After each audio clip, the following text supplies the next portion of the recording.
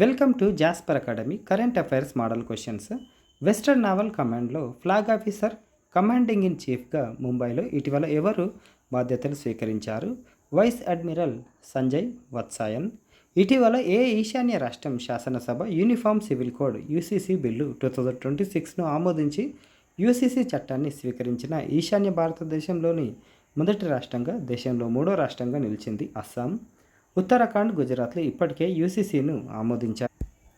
కేంద్ర ఆరోగ్య మంత్రిత్వ శాఖ 22-23 సంవత్సరానికి గాను ఇటీవల జాతీయ ఆరోగ్య ఖాతాల ఎన్హెచ్ఏ అంచనాలను విడుదల చేసింది.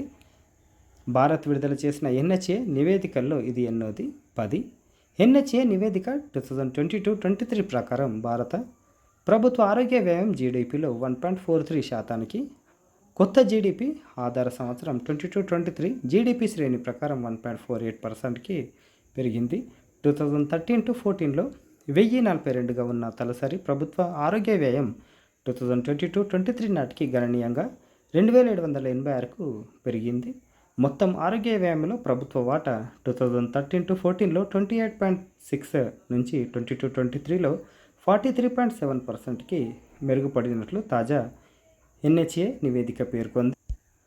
ప్రపంచ పొగాకు వ్యతిరేక దినోత్సవాన్ని ఏటా ఏ రోజున నిర్వహిస్తారు? మే 31, 2026లో unmasking the appeal, countering nicotine and tobacco addiction అనే థీమ్తో ఈ దినోత్సవాన్ని నిర్వహించారు. వీడియోను లైక్ చేయండి, షేర్ చేయండి. లేటెస్ట్ అప్డేట్స్ కోసం ఛానల్ని సబ్స్క్రైబ్ చేసుకోవడం మర్చిపోకండి. Thank you. ధన్యవాదాలు.